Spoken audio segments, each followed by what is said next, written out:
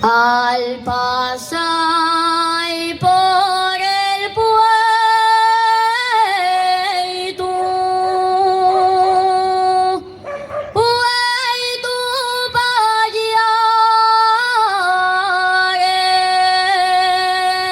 Payares, me encontré con un viejo guindando vaques.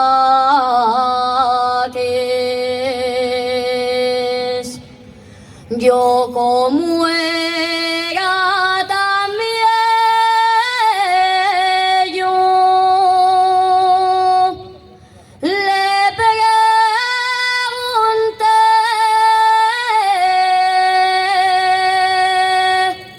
si quiero dormir la siesta.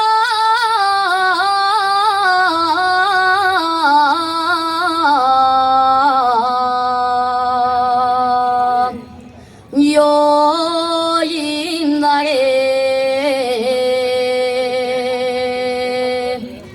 y el viejo muy ufano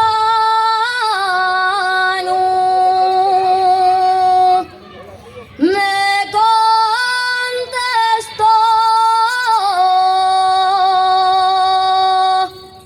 les va a caer de mi casa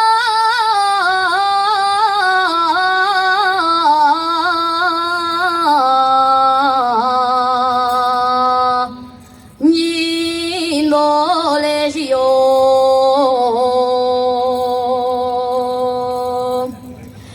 Molinera, molinera, qué descolorida estás.